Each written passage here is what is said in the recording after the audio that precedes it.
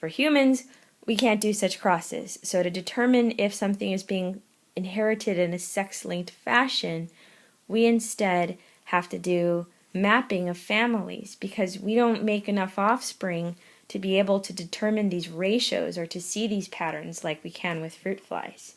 So just to refresh your memory, a little bit about pedigree symbols. These are, again, are symbols that we use to map families and traits that run in families. The square is a male, circle is a female, a mating between a male and a female is when there's a line between them, like that. Whenever a couple has children, the line will come down from their pairing, from their mating, and will list their children, right? Could have more than two. Okay. And let's see, what else do I want you to see? Oh, I want you to notice how the siblings don't have lines between them, because that would mean then that they are having an incestuous relationship, but instead they have the line shared above them. So that's siblings. So there's some other stuff here that you can take a look at. The last thing is if the symbol of the individual is open, it means they are unaffected. So whatever trait you're talking about, we're talking about the trait, not the genotype, the phenotype. If it's open, it means they don't have it. And we could be talking about something bad, or we can be talking about something good.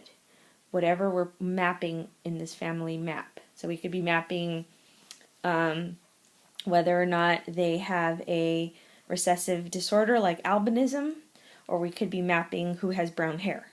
So all those who have an empty circle means they don't have brown hair. So empty means unaffected, darkened in means affected. Okay. And some other details about pedigree. So when you draw one out to map a family, right, whenever you see the different lines here, each row here represents a whole new generation.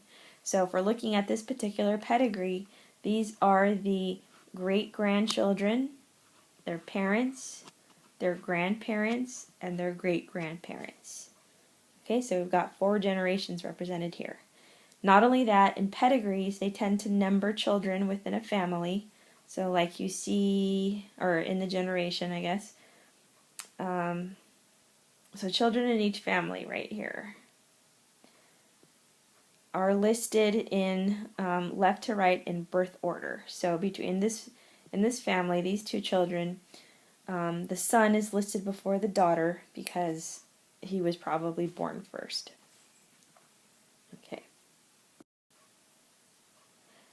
Now, if we're to map out a family, so you map out a family, someone comes in, they tell you about this trait that's being followed in their family. How do you know how this trait is being inherited? How would you tell? Well, we're going to consider about 4 possibilities, actually more than that, several possibilities of how these traits could be being inherited. So one possibility is the trait that that we're mapping out in the family is being inherited in an autosomal recessive fashion. And what that means is that the trait is due to a gene on a non-sex chromosome. That's what autosomal means. And it's recessive. So how would we know that? By looking at the pedigree. You would look for these 2 major clues. If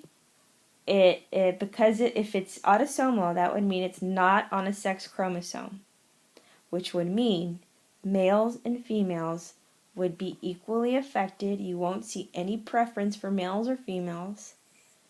Not only are they equally affected, but they may also equally transmit the trait. So sometimes in other inheritance patterns, you'll see the trait only being passed through the male line, or only being passed through the female line. So males and females can get it, but it's only transmitted through females. That would imply something weird is going on. But if it's autosomal recessive, males and females can equally be affected and may equally pass on the trait. So that's number 1. Number 2, that tells you it's autosomal, really. Now, to tell you that it's recessive is B. Only homozygous recessive individuals will exhibit the phenotype. So that means you have to have the homozygous recessive genotype to show the recessive trait.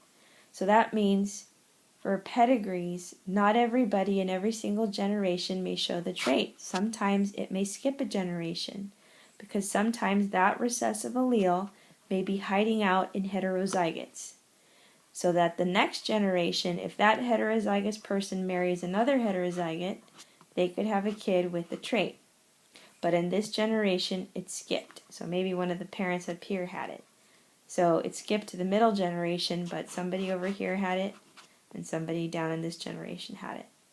So autosomal recessive traits can skip generations in pedigrees. Let's look at an example. So if you look at this example, this is an autosomal recessive pedigree. We have 4 generations. There's only 2 individuals that are affected, and we don't see that it's all male or it's all female. So that kind of tells us, okay, it's probably autosomal. The other thing we see is that right here, it skipped a generation. And so that implies it's a recessive disorder.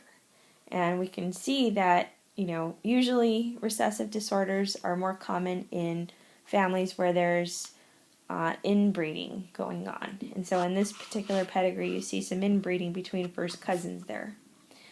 And so that could definitely explain why we see this recessive disorder coming back in the 4th generation. So in order for this person to have been affected, their parents had to have at least had 1 recessive allele each, because they got 2. Now they don't have the disorder, they're not affected, these parents are not affected, they're not colored in, so that means they have to have a dominant version too, because they don't have the trait. Okay, well these kids obviously don't, this person they married into, but this kid doesn't have the trait, this kid doesn't have the trait, this person doesn't have the trait, but we don't know what the second allele is. But if we keep looking, right, we can't really figure out generation 3 yet. But if I look at generation 4, I have an affected individual, so they must be little a, little a. I'm just picking A arbitrarily. Okay, I picked a letter. But that means this individual's parents had to be heterozygous. Heterozygous because they had to give the little a to individual number 2 down here. But they don't, and they have to have 1 big A because they are not affected, right? Those parents are not affected. Now, it's very likely that these 2 parents are heterozygous because they both come from parents that could also be heterozygous because the original great-grandparents were. So that little a allele could be floating around in this generation, right here. It could be passed on there, and then when generation 2 had kids, then these first cousins also got the little a, right? And then they passed it on to this child right here. So recessive alleles can skip generations. Autosomal recessive traits skip generations. That pedigree also demonstrated how autosomal recessive disorders are more common in children of consanguine marriages or inbreeding, because if we're talking about rare recessive alleles that are harmful, a lot of us have these already, but because they're recessive, we usually have a dominant copy, and so we don't see it. We don't necessarily show this bad recessive trait because we also have a dominant copy, because the recessive one is rare. But if you have a rare recessive allele, at least one of them, then that means somebody else in your family has it. And so if you were to mate with somebody in your family, the chance that they also have a rare recessive allele is very high. And so it's more likely that you're going to have children with these rare recessive disorders if you inbreed.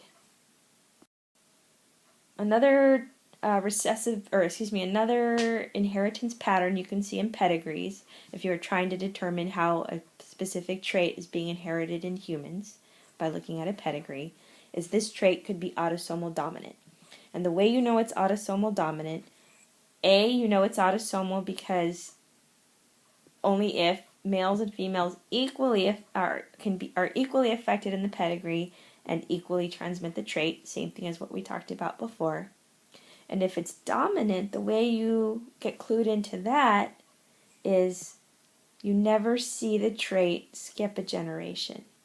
Because if it's a dominant trait and it's continually being passed on in the generations, that means somebody has to have that dominant allele to keep passing it on, which means the trait has to show up every generation. So this is an example. If these individuals all have a dominant allele because they show the dominant trait, right? In order for it to keep being passed on in the family, you have to have a dominant trait, which means dominant allele, which means you'll show the dominant trait. So if I pick the R allele, right, this individual has to have at least one R, one R, one R,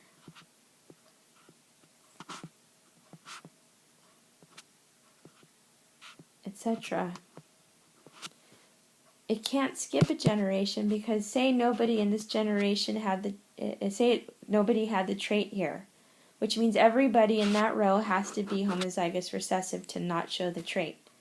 And if everybody in that generation were homozygous recessive, then that means nobody in the next generation should get the dominant allele. The only way they could get the dominant allele in the next generation is if they married someone else who had the dominant allele. One example of a autosomal dominant trait is pseudoachondroplasia, which is a genetic form of dwarfism. It is a dominant trait. Polydactyly is also an autosomal dominant trait. So a lot of people mistakenly think that dominant traits always have to be normal. That's not true. They can be mutant. They can have confirmed mutant phenotypes, and they can also be rare. Another type of inheritance pattern is X-linked recessive inheritance. Okay, so now we're talking sex-linked. Now we're talking a gene, like that W gene, that is found on the X chromosome. Not on an autosome, but on an X chromosome. So how do we know that some trait is sex-linked? Well, to know that it's X-linked specifically, you would have to see the following. Both sexes can be affected, and that's because males have an X chromosome too. But what we'll see is that males get affected more often. And the reason why this is so is because in order for females to have an X-linked recessive trait, they would need 2 copies of the recessive allele. Whereas males, to show a recessive X-linked trait, they only need 1 copy. So it's more common in males than it is in females. So if you see in a pedigree that more males are affected than females, and you also see that males never pass it on to their son, if you see that, that clues you in that it's X-linked. And the reason why males can never pass it on to their son is because if males have a son, they gave them the Y chromosome. The mom would give them the X chromosome. So that means males could never give them an X-linked trait. They can only give their X-linked traits to their daughters. So that's how you know it's X-linked, by those characteristics. And then to know that it's recessive, again, it'll skip generations. And the other thing is that if you have any heterozygous mothers, so let's do this, right? Heterozygous mothers will give the recessive trait to half their sons. Because half their sons, right, will get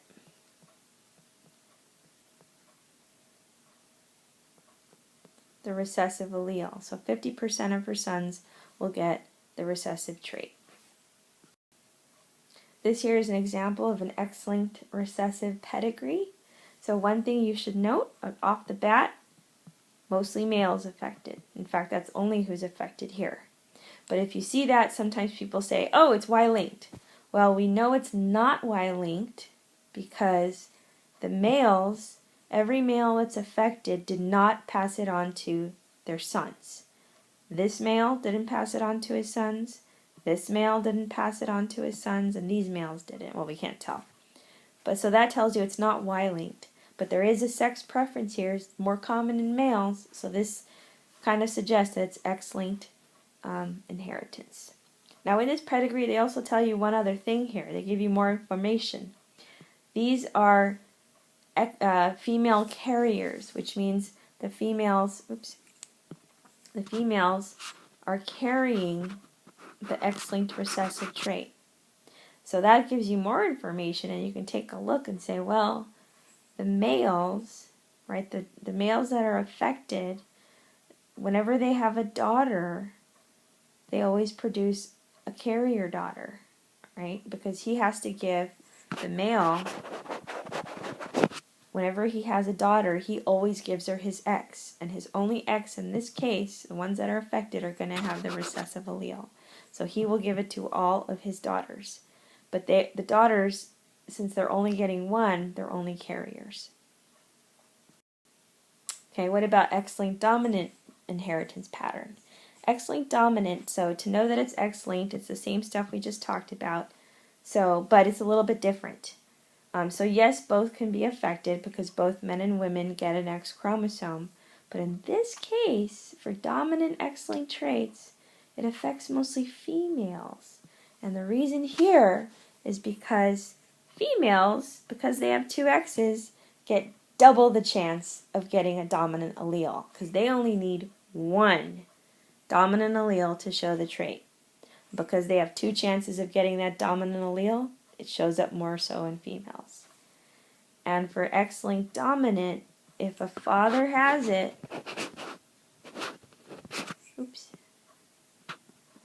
if a father has it, he's never going to give it to his son. Because again, he gives the son his Y chromosome, not his X. The other thing is that any affected daughters, right? If you have a daughter who has the trait, let's just make her heterozygous. An affected daughter must have an affected parent. So somebody had to give her that X with the dominant X-linked allele. Affected sons, on the other hand, if you have an affected son, you know he has to have an affected mother. And the reason for that is because he got the Y from his dad, and his X came from his mom. And if his X came from his mom, that means mom had a dominant allele and she had the trait.